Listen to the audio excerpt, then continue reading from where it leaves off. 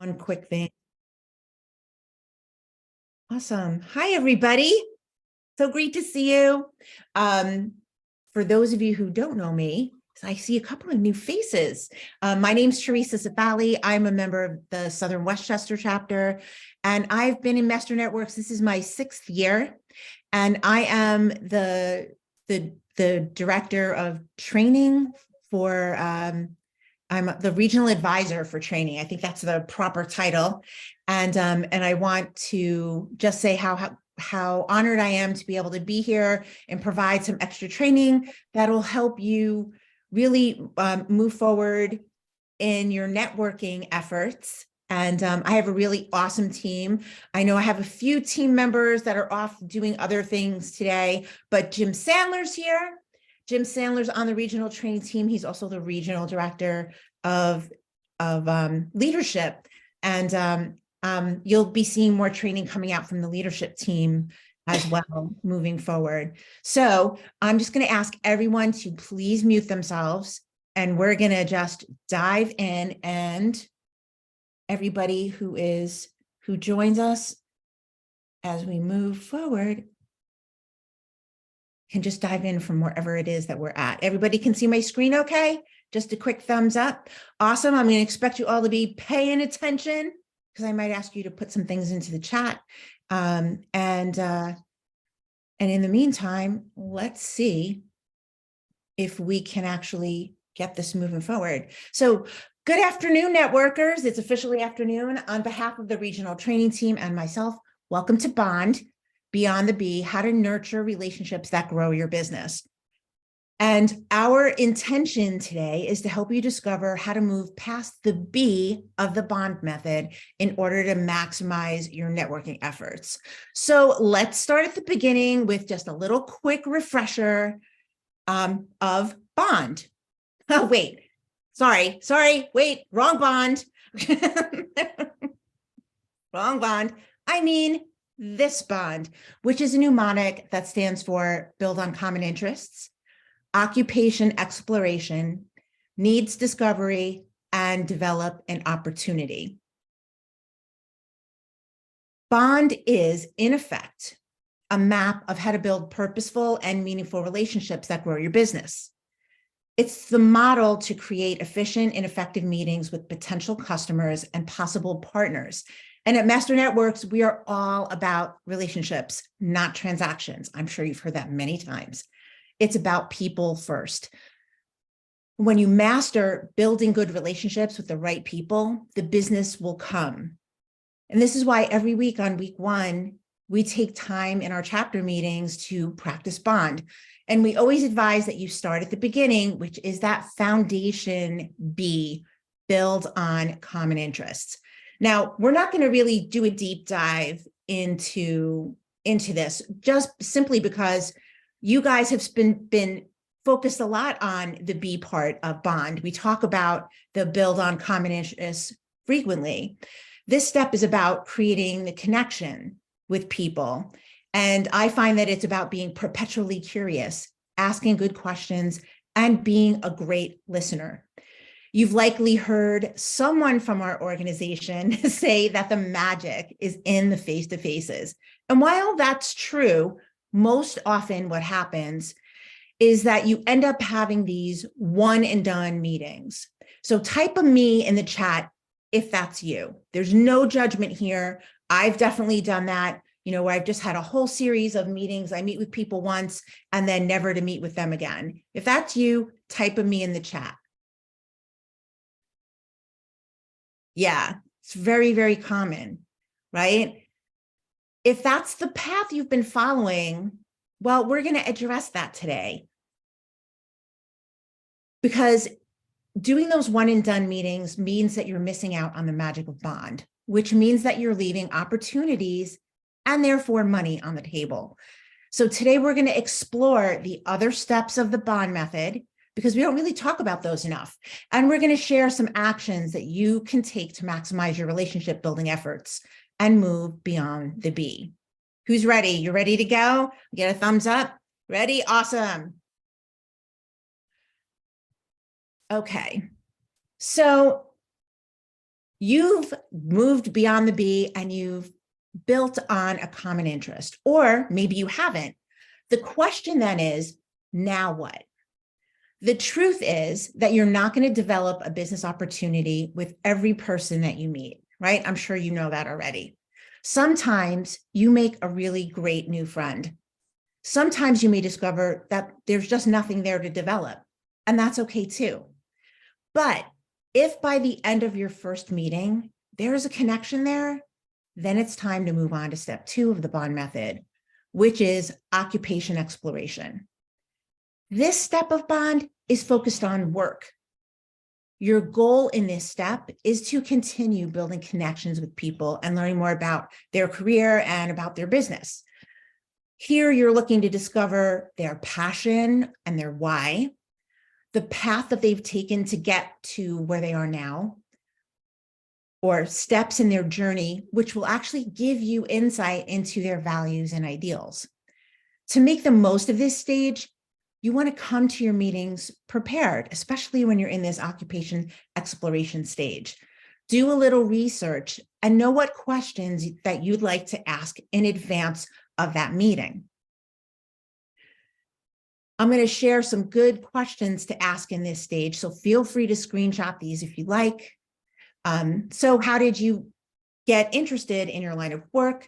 Have you always been in this industry? And if not, what made you change industries? What do you like most about what you do? What about your industry keeps you up at night? What separates you from your competitors? And what does your ideal customer look like? Just asking questions like this helps you get a better understanding. So really listen as you ask these questions and listen to understand, not to respond. And also don't treat any questions you may have like a checklist just to get through. You may not get through all the questions you want to ask. Dive deeper into the replies you get with follow-up questions like, can you tell me more? Or what made you feel that way? Or something else that's just going to make them go that next level deep. You can learn a lot in one meeting, but if you find that there's a connection, don't be afraid to book that next call and go even deeper. And also remember, you're really building rapport and the foundation of trust that you need for the next step of the bond method, which is needs discovery. Think of this stage of the bond method as an important bridge between that build on common interest and occupation exploration to the D, developing an opportunity. This stage is all about understanding the needs of your prospects. We're going to do a little deeper dive into who you're meeting with in just a few minutes, but this is a good time to point out the needs you're discovering will differ depending on whether that person is one of two things. They're either a potential prospect, meaning that they could be a customer of yours, or they might be a partner. Now, if you feel in your bonding that this person could be a potential prospect for you, have a list of questions that you can ask them in your next meeting. Things like, what are you trying to accomplish? What results have you achieved so far? What kinds of problems are you encountering? What frustrates you the most? What solutions have you tried? What would happen if you didn't solve this issue? How would it feel if you actually solved the problem? And how are you committed to solving this problem? These are actually really standard discovery call questions. And there's a reason why we ask these. We're trying to dive deeper, get to the heart of feelings, and also really listening and understanding what their frustrations. And once you understand the frustrations, then you can focus on them and ask more pointed questions to discover how you might help them. And it's at this point that you can share what you do and how you help. Now, in the case where you're meeting with potential partners, you'll go in a little different direction. In this situation, you're going to be focused on how your needs aligned. So with prospects, you're trying to discover their needs. But with partners, you want to figure out what's common, how do they align? So for example, maybe you're in different industries, but you share an ideal client. Your needs may align on generating leads, and you discover that you'd make great referral partners. So that's an opportunity for you to explore how you can best refer one another. Is that making sense so far? Give me a yes in the chat if that's making sense so far. Hope I'm not going too fast. Awesome. Or another example is perhaps you're an expert in a subject like, I don't know, productivity. And let's say that this productivity expert has a membership where she's discovered that her members need help with mindset. Her need may be to find a strategic partner like a mindset coach who can provide training on that subject area for her people, right? She's not the expert on mindset, so she's going to bring in somebody else, right? Whichever the case, prospect or partner, you discover that through curiosity and through asking really good questions. And this brings us to the last step in the bond method, the D, which is develop an opportunity. Now, I'm going to note here that, sometimes you're going to figure out right away that it's one meeting and it was really great to meet that person. Sometimes, and that there's no opportunity to develop. There's not an opportunity for anything, and that's okay, right? But also, you may have several face-to-faces with someone you've identified as potential, and you may get through the B, O, and N stages of the bond method only to discover that after that investment of time, there's really no opportunity there. And if that happens, don't fret. You're still building relationships. And what you've done, even though you may not work with that person or partner with that person, you just don't know. Creating that rapport and trust, this could lead to that person potentially referring you to an opportunity down the road. So you don't ever want to really discount anything. Is that making sense so far too? All right, great. What's important is developing the skill of discovering needs to identify opportunity. That's the second later half of bond.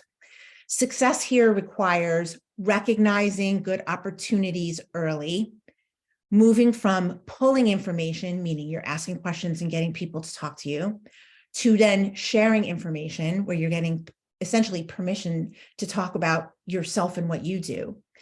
And success also requires focusing on finding solutions to fix problems, right? We're all looking to fix problems in one way or another, and make people's lives better, and also to improve our own lives. And that's all part of bonding. It's also important to note that an opportunity could be anything. It's not always direct revenue where a networking partner, a networking buddy becomes a client. Can that happen? Of course. An opportunity could absolutely be the sale of a product or a service, but it could also be a new Master Networks member, or a referral partner, or co-branding, meaning that people who need your service also need mine. Things like joint events, co-marketing, speaking opportunities, partnerships, collaborations, and invitation to other events. So I want you to take a minute and just think for a second. And in the chat, if you've had an opportunity that you've developed as a result of having face-to-faces with somebody, put in the chat what that was. So, or maybe it's still ongoing, right? Was it a joint training, or you went to speak to somebody's community, or they hired you, or they referred you to a different client? You just never know. So if you think of something, go ahead and type that in the chat for everybody to see.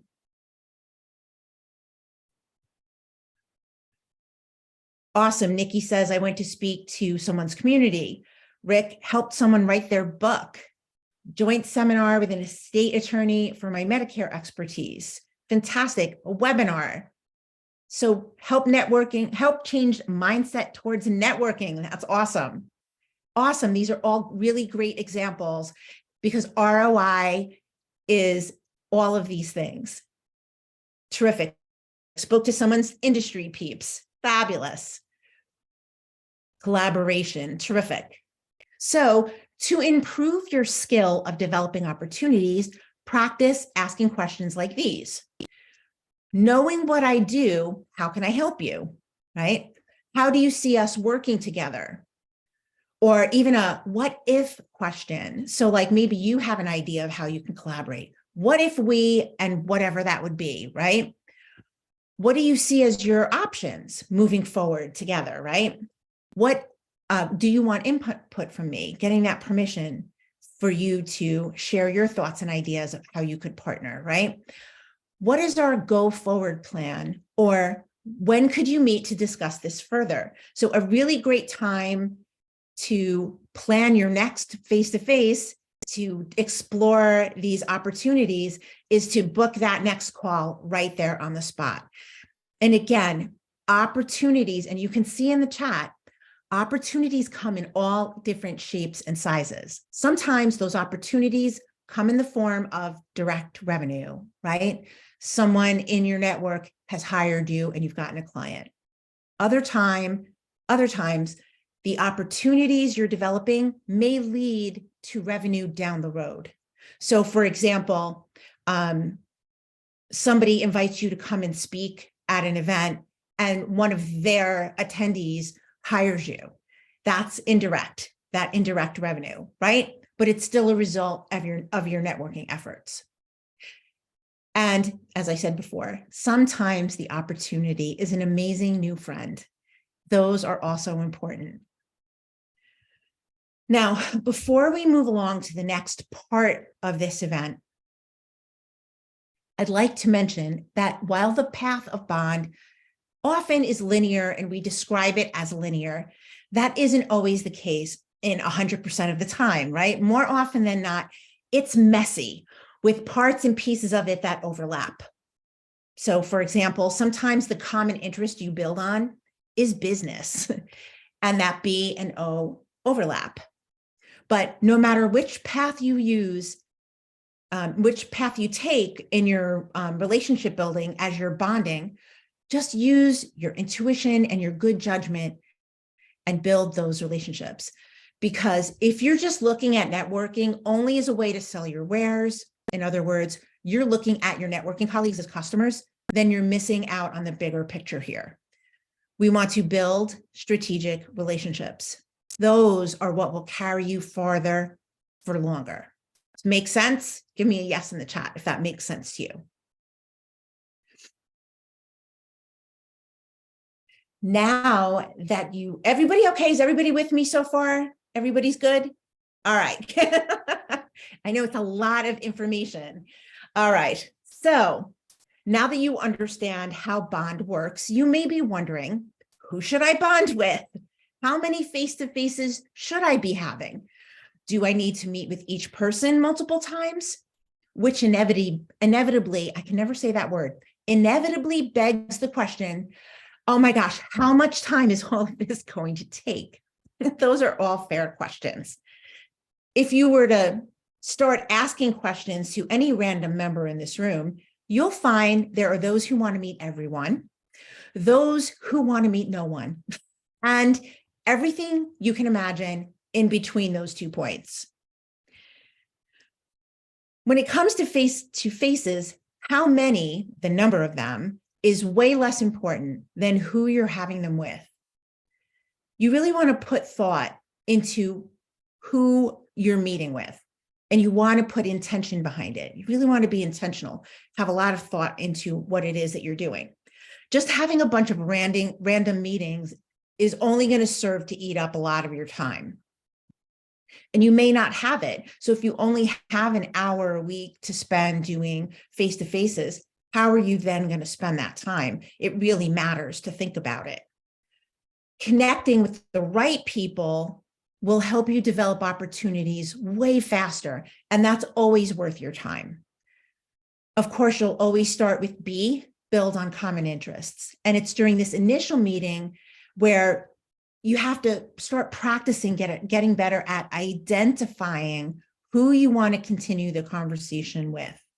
Right. Thank you, Tina. So Tina's made the suggestion to have, check out people's social media and check out website, right? That's what I was mentioning earlier when I said you really want to come prepared for these meetings, right? It's going to save you a lot of time and help you get to that D a lot faster than just showing up and not even knowing who you're meeting with. Okay. So now if you're not sure who to meet with or who to get started with, got some ideas for you. A great place to start is with your own chapter. Think of them as your family. You see them every single week, so you should get to know them. Now, while this doesn't mean that you'll develop an opportunity with every single member of your chapter, helping them understand who you are and how you solve problems could lead to great referrals in the future. So take time to know your chapter members. If you're having face-to-faces with your chapter mates, type an I am in the chat. While you do that, we're going to talk about the next place. The next place to find really great connections is within the membership at large, right? The whole membership. We have hundreds of members just in the tri-state area alone. The first way to connect with them is through visiting, right? Either because they've visited your chapter or you have visited there. Utilize the chat during the meeting and ask for a face-to-face. Share a calendar link with them if you have one. Or if you don't want to do it in a meeting, make sure you're saving the chat and then go back through, make a note of who you'd like to follow up with after a meeting. Send them an email and say, hey, I'd love to have a face-to-face. Another way to find members of other chapters is through the Master Networks Hub. Type Hub in the chat if you've been leveraging the Hub to connect with members. And if you're asking yourself, what in the heck is the Hub, which I hope no one in here is doing, let's go over there now, and I'll show you how you can find contact information for these other members. So I'm going to stop sharing my screen for a little minute, and we're going to go over here to the Hub. Am I going too fast for you? Is everybody with me so far? Yes? Anybody have a question for me? No? Okay, fantastic. That means I'm doing okay. And if you think of questions after the fact, which most people do, feel free to reach out to me. All right, let's find the Hub. So here is the Hub. If you don't know how to get into the Hub, go to masternetworkshub.com. And if you don't remember your password, your username is the email you used when you signed up. And you can use the restore password or forgot password option. And what you want to do is from the home page, it's actually going to take you here to home. And from the home page, you're going to click on members. And then if you click here, nothing's going to happen. You've got to go into this little box and click on members. And then it's going to bring you to this page. This is the magic page. This is where you can find, filter, and do all the things. So it automatically defaults to every human in Master Networks. They're all down here. You can filter by region, by chapter, by category, positions, stars, if you care about that sort of thing. But if you want to start with your chapter mates, the best place to start is here. Just go to all chapters, click on my chapter. Everything that you do in the Hub, you have to hit the search button in order to apply the filters. So click on search. I'm in So West. So here are details. And then here are the members of my chapter. And this would be a great place for me to start. I can reach out to them. Their contact information is here, and it tells me what category they hold, right? So that's one place you can do it. I'm going to go back up to all chapters, and I'm just hitting the A on my keyboard to get up to all. There we go. Now I've applied that. But I can also filter by region. If I want to just meet people in other chapters. So if I go into all chapters now, I can see all the chapters in all of Master Networks here. But let's say I'm looking to meet people in Connecticut.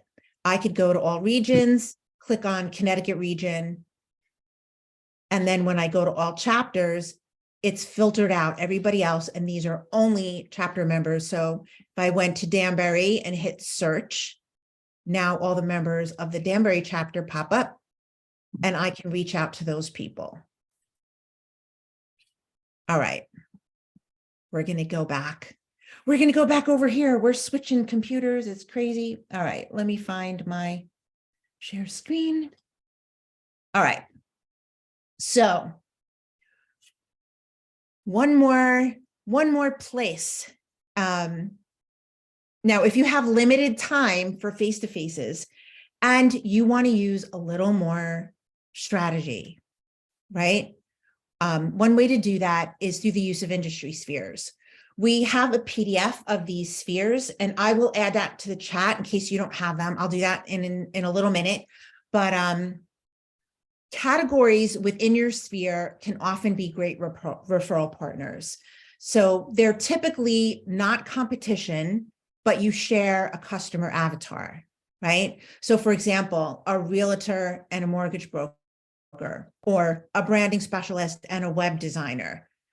The industry spheres PDF that I'm going to share with you is not comprehensive, but it's a great starting point to help you think about what sphere you may belong into, or if you need to find a new sphere, make one up, and who you want to connect.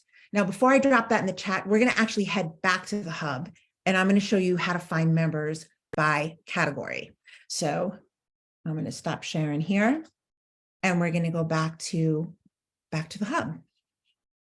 Any questions so far? All right. So while I find most members have gotten this far and are able to find like their chapter mates and how to look people up in here. So I'm going to go back up to all regions, and I'm going to go A, and I'm going to hit all chapters. So we're just going to go back and reset all of the filters and make sure you always are clicking search.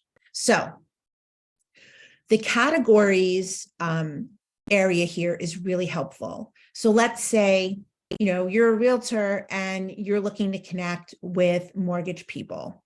And before I show you how to do that, I just want to note that not everything is in the hub the way you think it might be. So you can see here, there's many accounting seats.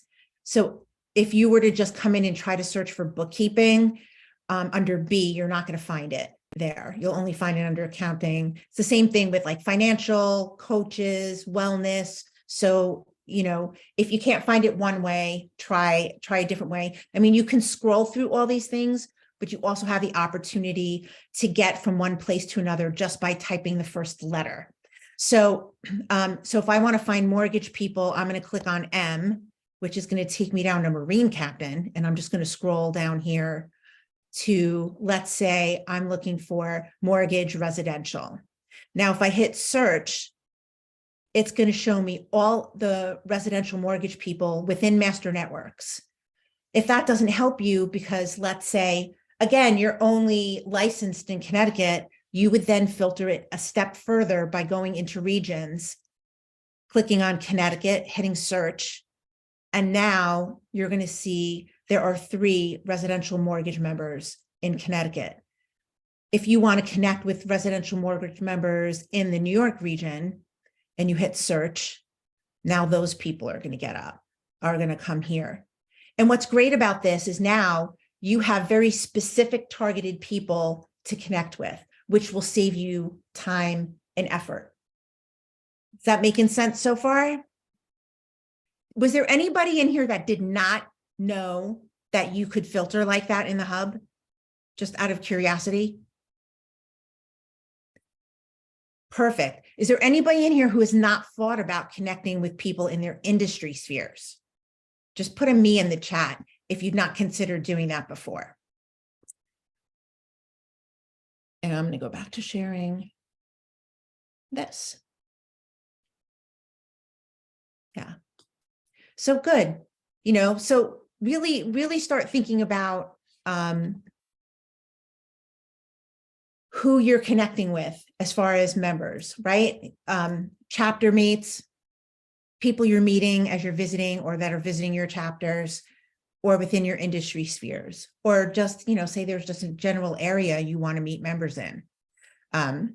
So hopefully you now have a better idea how to utilize the hub to find members and categories. And again, I want you to spend a little bit of time, write yourself a note or put it on your calendar, just to spend a little bit of time thinking about who your best connectors would be, and go and look for them in the hub and go and meet them. All right. The next piece of a good networking strategy is the follow-up. Tina's spoken about follow-up Fridays many times before. You've probably heard her speak about that, right? She's like, every Friday, there's time set aside to follow up with the members that you've had face-to-faces with throughout the week. It's good to do because it's another touch point. Even with those people you're not going to proceed forward with, there's not really going to be an opportunity there, right? It's just a kind, smart, professional thing to do. And it, gets people thinking about you. Most people don't say, thank you, I really enjoyed our face-to-face this week, right? But of course, it doesn't have to be Friday. Pick the day and time that works best for you, right? And the point is getting that on your calendar, scheduling it as a recurring event, and committing to that time to do this and making it a habit. During that, you can block a half an hour. It doesn't have to be a long period of time. During that time, you want to thank people you've met with, maybe schedule next appointments with the people you've identified as great prospects or partners. Remember, you're not trying to develop opportunities with every single person you've had a face-to-face with. You're looking to develop opportunities with the right people. And that brings me to tracking. So what's the system that you'll use to manage all of these relationships you're making? How will you sort out the list of members that, like, what people do you want to connect with, right? Who do you want to reconnect with? And then when are you going to reconnect with those people? Are you doing it right away? Is this something that, you have an opportunity, there's a possibility there, and you want to revisit it in a few months? So now, if you think you'll remember what you need to do, you won't, because your brain is just not designed for storage. Your brain is designed for problem solving and making connections. So, you just won't remember. It's why when you think the quick list that you have in your head, I'm going to go to the grocery store and I'm going to get these 5 things, and you come home with 20 things and you've forgotten 2 of the things you needed, right? So it's the same here. You need a system to track. And I see that, you guys have anticipated. We've got a couple of people. So Stephanie says she uses a CRM. Nancy puts it on her calendar. There's really no right or wrong way to go about tracking, right?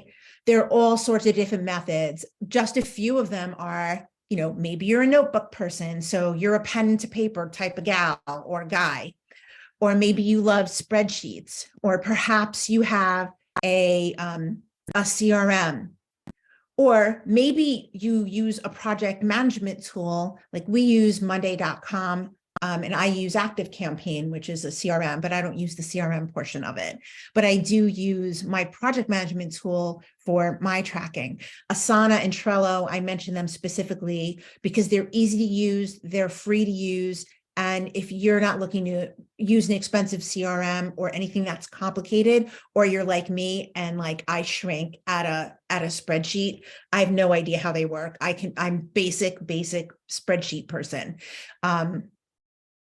So, there's no wrong method.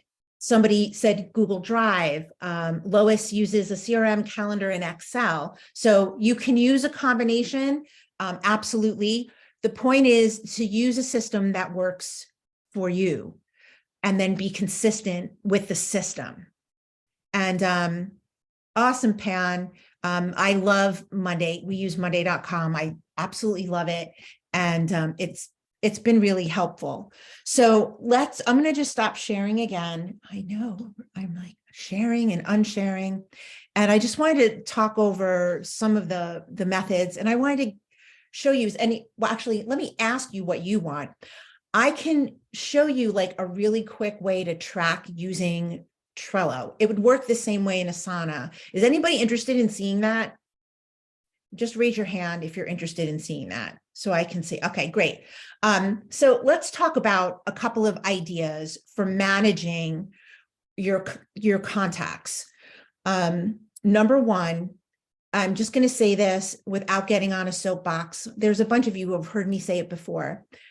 Taking member contact information from the hub or downloading the chat and taking it from there, throwing it into, something like MailChimp or ActiveCampaign or Constant Contact, and then blast emailing the members is bad practices. Do not do it. It is a no-no. Not only is it against the terms and condition of master networks, but you can get in trouble with the FTC if you get flagged enough at spam.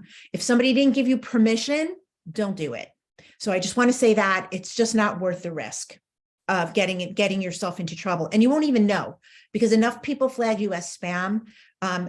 A service provider like Google will just stop delivering your emails. They're not going to warn you or tell you, hey, this is happening. If you're using a CRM, like I know people that have used ActiveCampaign, for example, and they've added people and they haven't had people opt in, but they just went and added a mess of people, started sending them, and ActiveCampaign's deactivated their accounts.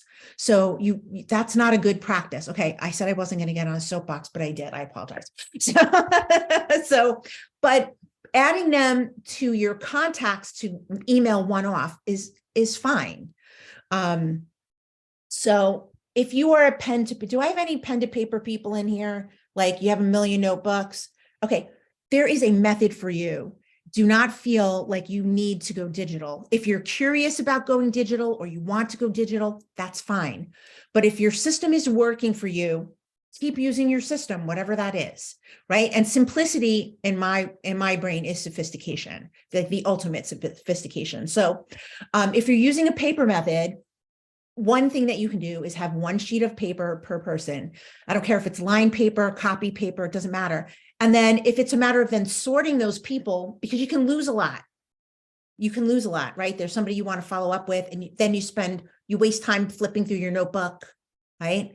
Maybe just like a 3-folder system might work for you, where, you've taken your notes on the piece of paper and put the date, and that's going to go in the, my archive folder. So I have that contact information, and the people that you want to follow up with in 3 months, you put in another folder, and the people that you want to follow up with more immediately are in, folder number 1, and you kind of like have a tiered folder system. That could work for you to keep things organized. If you're using a CRM, it's really easy to keep notes in your CRM and then set that to kind of like ping you, email you when it's time to follow up again with that person, right? And then, if you're using the spreadsheet method, I can't help you. I'm sorry. I know I said I'm not a spreadsheet girl, but I would imagine, I would imagine that there's probably a way to do conditional cells. Is anybody in here like an Excel expert? Awesome. So is there a conditional way, like if you could make a drop down and then like if you select that you want to follow up that person next week, it could go to another sheet? I assume I utilize a tab. All right. So another tab. So, I mean, Google Sheets works too. So, but yeah, that's one option if you like the use of a spreadsheet. In the beginning, when you have 10 people on a spreadsheet, it's easy to manage. But when you have 100 people, then you're trying to scroll through, you're searching, is this the right information? And it gets a little bit messy. Not that I mind messy once in a while, but you want to try to keep, the point is you want to keep organized so that you're not dropping opportunities, right? We don't want to have missed opportunities. And when we can't find somebody in a notebook, or the sticky note we were using fell off the calendar on the wall and is behind a desk or an armoire and you didn't see it, You've got to find a way to make sure you're capturing the things that are most important. It doesn't always have to be everyone. It can even just be, these are going to be my people, or these are the relationships I want to explore further. All right. Now with that, I'm going to not need this, and I'm going to move along. I'm just going to share my screen one more time, and I'm going to hit share. And can everybody see this blue screen? Okay, you can see that. Awesome. All right, so this is Trello. You can use it for free. Asana is offers a little bit more options. They're a little bit more robust, the free version of it. We used to use it before we moved to Monday. But really simple. This whole blue thing is a board. These columns are called lists, and each item in the columns is called a card. And this could be a really simple way. Of course, it can also get really long and cumbersome, but this is a simple way to get started until you're ready for something more. So making a list, even from the chat, you downloaded the chat and you're going to make a list of people that you want to meet and have face-to-faces with, right? So say I saw Rachel, I want to book a meeting with Rachel, and I want to book a meeting with Sammy, and I want to book a meeting with Jim. And so they would go in my book a meeting column. So that's where my focus is. These are the people I'm going to reach out to and say, hey, let's bond. And here's my calendar link. And then from there, say I have my meeting with Rachel, and she and I were, we've had a few meetings maybe already, and we're going to follow up next month, right? That's what we decided we were going to do. And I'm like, yeah, sure, I'll reach out to you then. So I may drop it into the next month column. I'm speaking with Sammy, and I need to follow up with her again in the next week or two. So this month.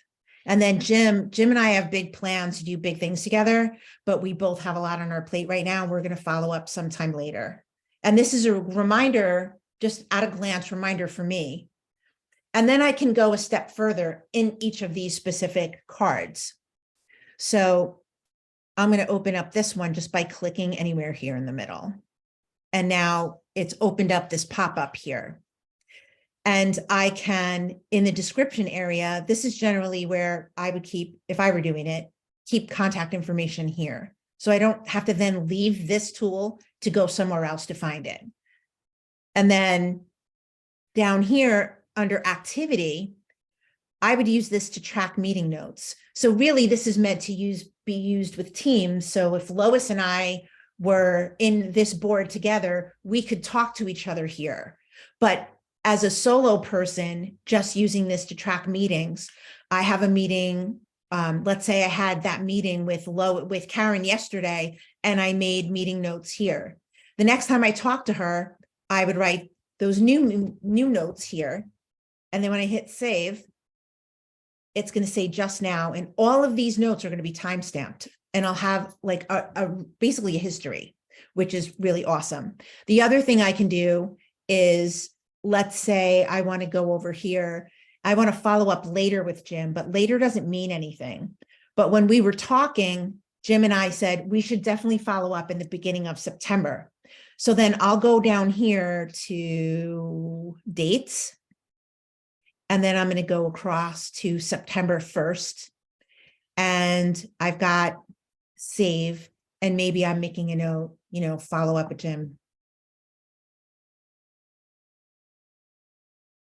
on 9/1 or whatever to make a meeting, right? And then I'll hit save. So I'll know why I'm following up with him. I know there's a typo, but we're not going to worry about that. And not only is this date appeared up here, but the date has also now appeared on the front of this card here. And as this date approaches, what's going to happen is that's going to start changing colors. I can also open this card back up, and when I go into here to edit this, I can set a reminder. So I can set a reminder maybe the day before. I want it to remind me that I have to do this follow-up thing. So I'm always going to get like little notifications that are popping up to remind me of what's coming up. Is that making sense so far? Now, of course, your columns could be completely different. But this is just a really simple way to keep going, right? And let's say, you're done with your opportunity, and Tina and I don't have any opportunities to develop. So I'm just going to move her over into archive so that I have an idea of what I wanted, so that I have an idea of who I've already met with. Because in the beginning, when you're just meeting with a few people, but then over time, when it becomes hundreds, you have an idea of, yeah, no, here's why we didn't follow back up, right? You'll take really good notes in a system like this. I hope that was somewhat helpful. And Trello is really a good place just to start. If you want to get into the digital thing, but you're not sure if it's going to be for you, and you just try it. The most important thing, again, is doing some kind of tracking, what works for you, and doing it consistently. And then I think we are, on behalf of the regional training team and myself, I want to say thank you for attending today. That is all I have to share with you. I know it was an awful lot, but we have this recorded, so you'll be able to rewatch it. And I'm going to, again, stop sharing and see if anybody has any questions at all.